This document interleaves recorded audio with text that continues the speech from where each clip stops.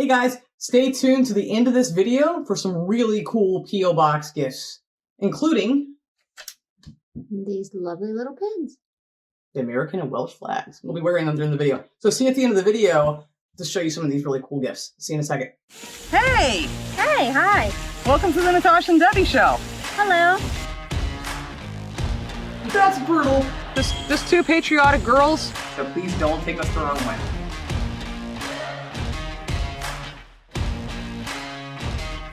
Hey everybody.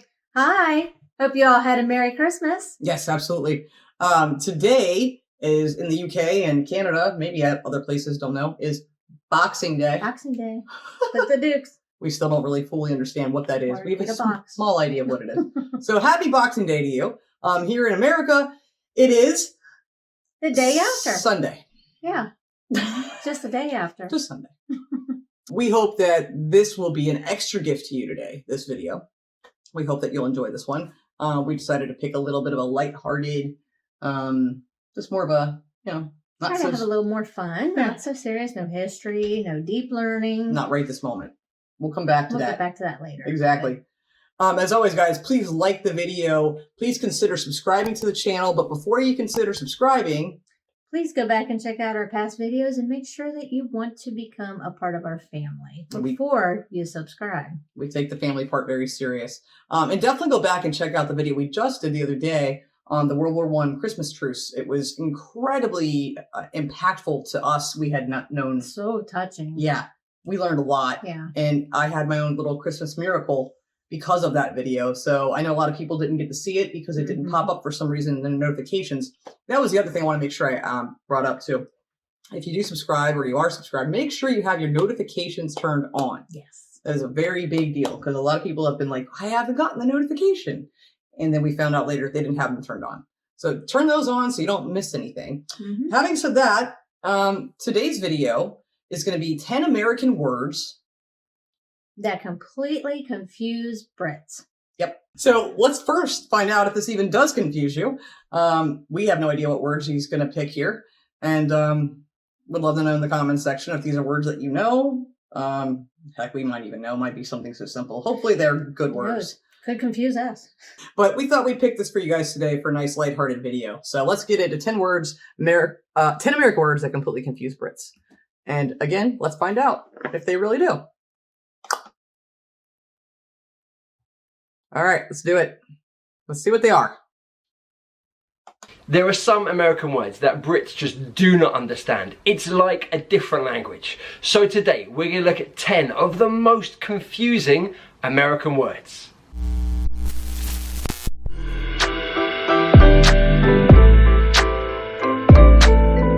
We're going to count down from 10 to number 1, the most confusing word. So let's kick off with number 10. Number 10, realtor. Realtor. I don't even know if I'm saying that correctly. Guys, maybe you should correct me in the comments below. Realtor. Now, in British English, we would say estate agent. It's somebody that sells houses. Now, I get it. I get the connection because realtor works in real estate. Real estate is property in American English. So someone that's selling houses works in real estate. I get it. So realtor is the person and real estate is the industry. But I don't even know if I'm saying it correctly. So realtor. In British English, estate agent. Okay. Okay, so this is actually something that Americans pronounce wrong all the time, including myself. And you know why I do it? Intentionally, I mispronounce this word because it's the way I've always heard it. So he's saying realtor, which is the correct pronunciation in America. Although nobody says that except for very few, I guess you would call them posh people. We say realtor. Yeah, we add an extra A in there. A or some sort of vowel sound. Don't we? Don't you say it too? Realtor. I don't know why we say that. I did not know you guys said estate agent. I've never heard that before. So this is actually cool because I like that he's showing us that there's different words on your side of the pond to ours. But yeah, he's saying it right. We typically say it wrong. Estate agent, I would think that was so like funeral, not funeral, but like after the passing. like life preparation. Somebody says settle up my estate. Yeah, and we have lawyers that are estate. Yeah. Lawyers. Yeah. But yeah, he's saying realtor, which is correct. But again, most of us say realtor. Right. We don't know why. I just say it because it sounds better. It's like too much effort to put into the word realtor. Yeah, Sounds boring. Yes. But estate agent, I get that. Makes sense. I think they both make sense. Interesting. Let's move on. Let's get on to number 9. Station wagon. I quite like the sound of this word. Station wagon. It sounds exciting to me. Car. Obviously it's to do with transport, but I have some crazy ideas about what a station wagon is. Then I googled it. I was a little bit disappointed. A station wagon in British English is an estate car. An estate. So it's a longer car. It's extended. The boot, or trunk in American English, is extended so it has more space for bags and bikes and whatever you want to put in there. So station wagon in American English, estate car in British English. Didn't know that. Number 8, sneakers. Knew this one. Sneakers. Now, I'm a bit more comfortable with this word now. I've heard it many more times. But when I first heard it, I thought it was a chocolate bar. I was like, yeah, I want a sneakers. Absolutely, yeah. Sneakers. That sounds delicious. It's not a chocolate bar. It's a pair of trainers. In British English, trainers. So in American English, sneakers. British English, trainers. So sports shoes. Shoes that you might wear for running or to the gym, whatever it might be. Number... Oh, I knew he was going to forget one. So that's just one way you can say sneakers. It's regional here. You know, I think we've covered this in like one of our very, very first videos because we knew trainers from like one of our first videos. But sneakers is probably the vast majority of people. There's also gym shoes, which is what I grew up saying. That's pretty regional from where we live here. Tennis shoes. Yep, tennis shoes. Kicks. There's more, and I just can't think of them all. But those are the main ones. So the trainers, that was one we knew for sure. And this guy's funny because he was acting like when he said about the station wagon. I happen to remember him being Canadian. He did the British Cockney slang video. Yeah. So he knows what a station wagon was. See, people not being honest on the YouTubes.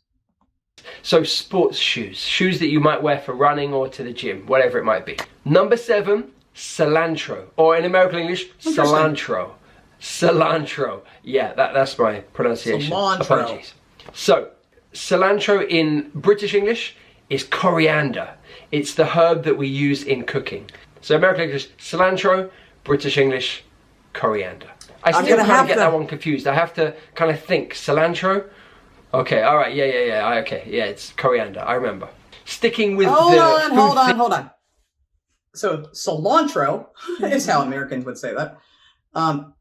So we have a lot of Spanish in our, language. But that's the actual name of the plant. The Spanish name of the plant is cilantro. Coriander is not that's the I thought that was a different plant. no, same plant. I have no idea. You're the cook. You're the one that cooks. She's also spices. She's also the one that's allergic to cilantro. Yeah, don't eat it. Stay away from it. She has to stay away from it. It makes her very sick, which is unfortunate. But you can also get coriander, and it's a word we use here, but it's more of an see, we don't say herb. We say herb, not herb. Right. I don't know why, but you can get that here in like I think they're like little seeds, like little spices. Seeds. Yeah, it's the same plant. It's just different parts of it. I thought I used to cook with coriander, but what do I know? I wonder if you're not allergic to that, are you? Maybe it's just a fresh leafy. Yeah, maybe it is. This video might have solved a very big problem in her I don't know, health history. No, I still have to get restaurants to keep the actual cilantro off my food. This is true. Even when I say, "Do not give it to me, I'm allergic." Yeah, and they still do sometimes. So I'm not trying to interrupt every one of these, but there's just little things to add in I find interesting. And again, in the comments, let us know if these are things that do confuse you or that you use to. I'd be curious. Okay, all right, yeah. Okay, yeah, it's coriander. I remember. Sticking with the food theme, number 6, eggplant. Eggplant. Now, again, I've heard this one enough times now that I do finally understand that eggplant is aubergine in British English. But to begin with, I had no idea. And I was a little bit disappointed because I love eggs. and I thought maybe there might be a plant that You're made Canadian, dude. eggs. Not true. Anyway, You're Canadian. eggplant in American English, aubergine in British Never English. heard of aubergine. Number 5. This is one I did not know. Until I was researching this video, I had no idea. Blinker. Blinker. A blinker in British English is an indicator. So it's that flashing light that you have on your car. Wait, you know what? Right side and left side to show that... I'm a jerk. This is not the same guy that did the Cockney rhyming slang. He's not Canadian, and I'm sorry. Oops. Sorry. Okay. I feel bad. Because I'm like, why does he have a British accent? He didn't have one in the first video. I got my people confused. We've watched a lot of videos, so I apologize to anyone who has subscribed to this person and knows his videos. I am sorry. We all make mistakes. Please be nice to me in the comments section. I apologize. But go back to, was that word for eggplant? Aubergine. Aubergine? I've never heard of that, have you? I've seen the word. I've never seen the word. Huh. Aubergine. Huh. Sorry. No, I'm just like, that's a new one to me. See, learning stuff. British English. Number 5. This is one I did not know. Until I was researching this video, I had no idea. Blinker. Blinker. A blinker in British English is an indicator. So it's that flashing light that you have on your car, right side and left side, to show that you're going to either turn right or turn left. So in British English we would say an indicator, because you are indicating where you want to go, you are showing where you want to go. In American English, a blinker. We also say turn signal. Is it, I don't know, your right blinker and your left blinker? Guys, tell me in the comments below. I don't know. Tell me how to use this word, because I've never heard it before. So do you turn on your blinkers? Turn on your blinkers. It's also turn signal. Yeah. Turn signal is more commonly. Yeah, I was going to say, we don't really say blinkers. I think that our grandparents and great-grandparents said blinkers, maybe. Maybe. I've never said turn on your And blinker. maybe it's regional here too. I don't know. It could be regional, but we always say turn signal. Yeah. Not blinker. So, yeah, not something we say. Don't know. I don't know. But anyway, in British English, indicator. All right, number 4. And I have never heard this phrase before. Chutes and ladders. I never heard snakes and ladders. Chutes and ladders. Chutes. Again, I had to Google this one. Okay, Chutes and Ladders is a famous game that in British English we would say snakes and ladders. You know, it's that board game where you go up the ladders and then you go down the snakes. But in American English, you go up the ladders but down the chutes. I kind of get it, because like a rubbish chute is like a tube that you throw rubbish down and it kind of goes down into the basement or wherever the bin might be. So I guess I understand why it's a chute. That makes sense, kind of going down. It's okay. In fact, you know what? It makes more sense than a snake. But I prefer the snake. Anyway, chutes and ladders in American English, snakes and ladders in British English. Alright, number 3. I didn't know this word until about a month ago, and even now I don't know how to spell it. I was like in Google, I was typing all the different variations I could. Finally I found the correct spelling. The pronunciation, I'm not quite sure, but faucet, faucet, or faucet, faucet, faucet. There you go. It's definitely not that. It's definitely that. Turn off the faucet. Yeah, it's not that, I know. Yes, it is. So a faucet. It's hysterical. What he's saying is definitely not the correct pronunciation, is it? That is faucet. Yes. Yeah. Faucet. And I see he's connecting that to tap, but we also say tap. We say both. Tap water. I don't say faucet water. But that, you know, turn on the faucet. Turn on the tap. No, that's true. We don't. See? Or I gotta buy a new tap. That's true. My tap's leaking. Let's continue. I'm going to say faucet, because that's how I say it, is a tap. A tap. So in British English we say tap. In American English they say faucet. Sorry, faucet. You can't say it. Faucet. I mean, totally different word. I've never ever had to use that word. I've never seen it written. I've barely ever heard anyone say it. Do Americans say it? I don't know. You guys tell me. But yeah, if you're ever in America and you want to use the tap, you can say, Excuse me, where is the faucet? Faucet. Number 2, we're getting close. We're counting down to... You wouldn't say, where is the tap, or where is the faucet? You'd say, where is the bathroom? Or where is the sink? Yeah. You wouldn't say, where is the faucet, or where is the tap? So, Sure. want to fix that. I still feel really bad for getting this guy confused with the other guy. So again, I'm so sorry about that. Aww. I feel really bad about that. Confusion. Well, happens. I said earlier, I'm like, he wasn't an honest YouTuber. I'm like, because I thought he was. Yeah. I feel so bad about that. Please be nice to me in the comment section. I'm sorry, sir. I apologize. So where are we going next? Number 1. Number 2, sophomore. Sophomore. I had no idea what this word meant until I heard it used about a basketball player. So sophomore, I think, is someone in their second year of college or their second year of high school. I think. I don't know. I'm going to check this. Hang on. I'm going to double check this. Yes. Okay. I was right. It is. So someone in their second year of college or high school. British English, we don't have a word for that. I don't know. I don't know what that is. You're in your second year. That's what we'd say. Certainly in university, you'd say, I'm in my second year. Or I'm a second year student, maybe. But I just want to pause for a second because I would think you would have some connection to that because it's not just used for that. Like anyone in the music, like that loves music and things, you know, you hear about the sophomore album, which was the second album released from any artist or band. I've never heard that. Really? Yeah. Because a lot of times a sophomore album doesn't do well. You know, people get their debut album, you know, is like great. So everybody's like, oh, I wonder how the sophomore album is going to do. And sometimes it doesn't do well, and sometimes it does. I've never heard that. Thanks for the education. Anytime. I'm not in the music business, so. I'm not, well, I didn't mean the music business per se, but if you watch documentaries about any musicians or that's just something I've always. Yeah. Can't say I have. Let's continue. But we don't really have a word for that. Obviously, I have taught the word freshman before. Freshman is the first year of college or high school in America. Or album. In British English, it's a fresher. A fresher. So, first year of university, you are a fresher. All right, are you ready for number 1? Because this one is crazy. Number 1, the most confusing American word. What is that? Bangs. What? Yeah. What are bangs? Really?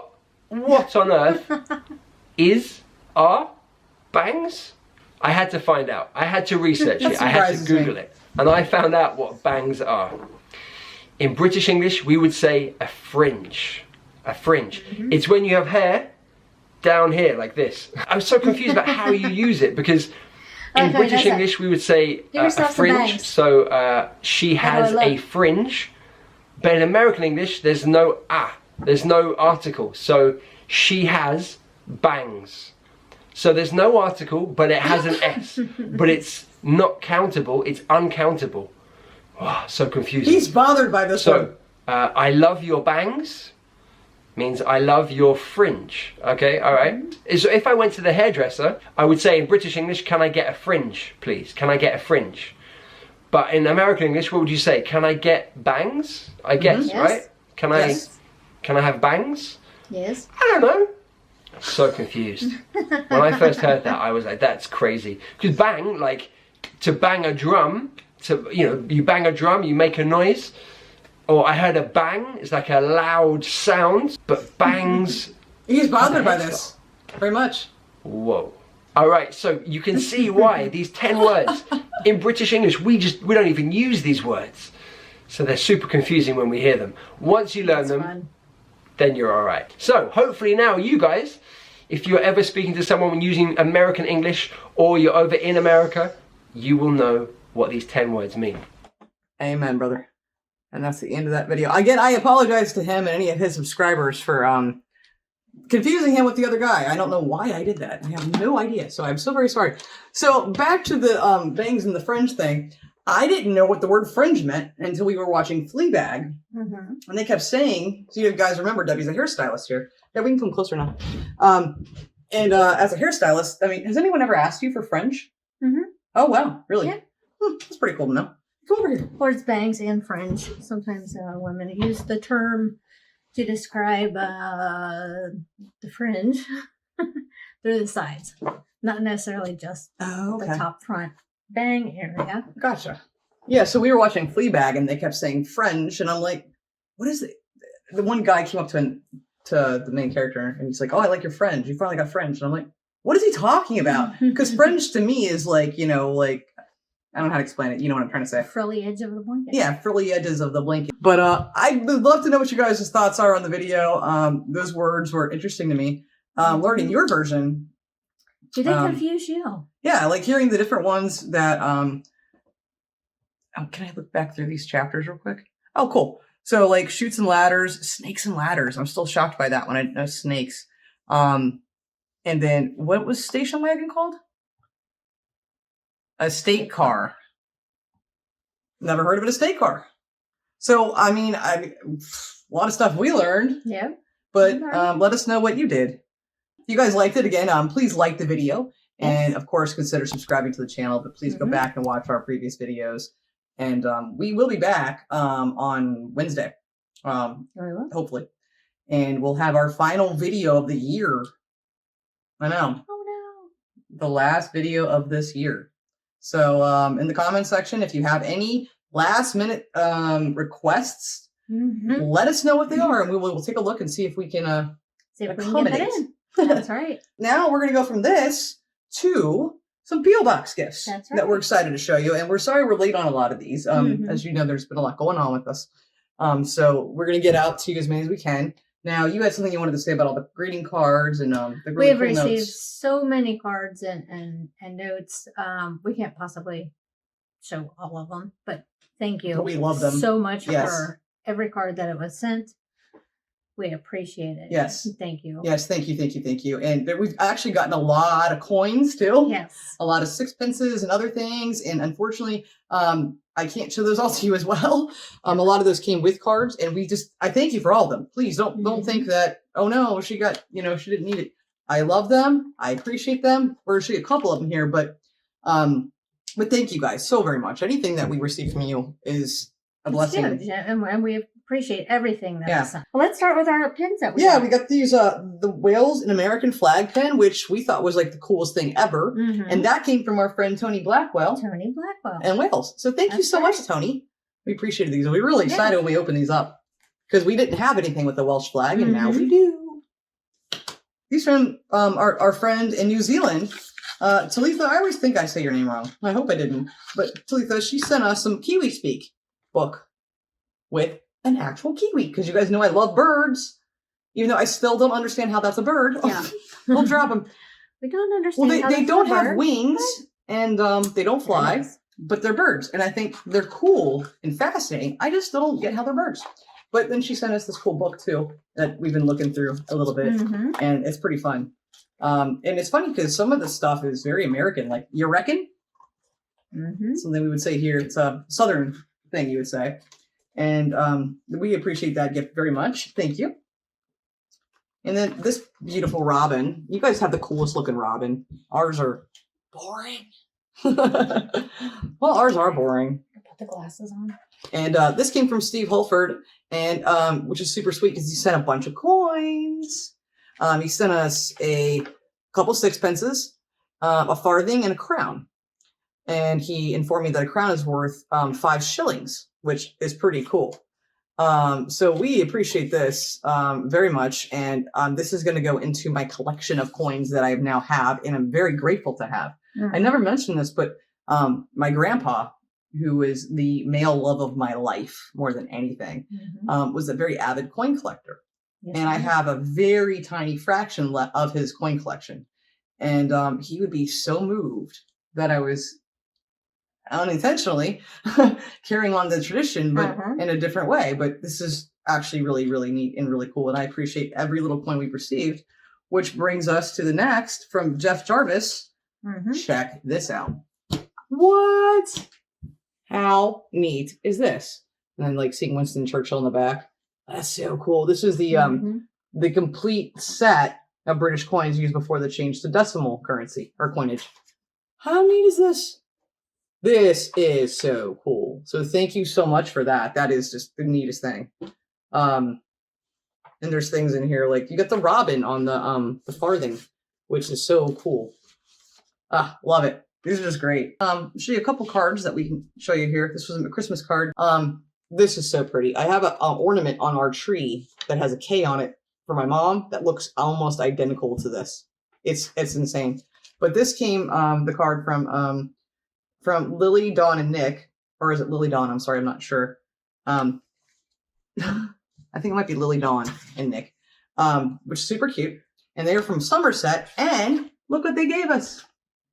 A Somerset calendar, which is so beautiful. Just to show you some of the pictures here. Like, absolutely gorgeous. Well, here I'm going to show you the back. I'll show you more photos.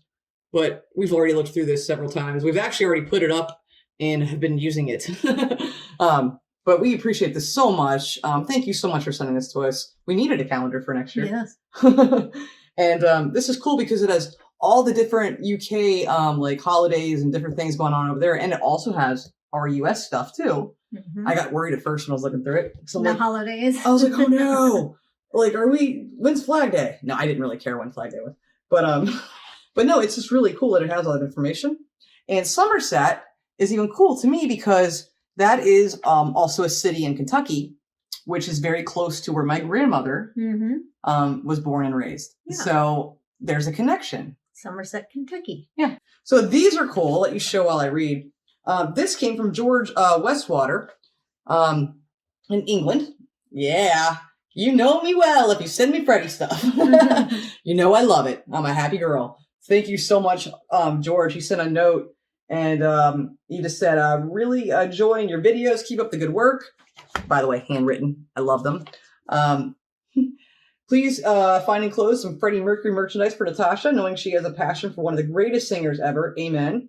Apologies that nothing enclosed for Debbie, but that's for a future mailing, he says. I'm a Scottish guy now living and working in England. Let's see here. Moved from St. Andrews, Scotland to a town just outside Newcastle upon Tyne. Hoping you are both in good health, stay safe, and sending my best wishes across the miles. Take care, George. Thank you, George, so much. I've already looked at these like 10 times, haven't I? Mm-hmm. A little obsessive. Thank you. I am America's largest Queen fan. And I would have to agree. And having said that, this next thing, I have to say, when I received this, Debbie was in the other room, and I was on the couch, and I opened it. And didn't you just hear me go, no way?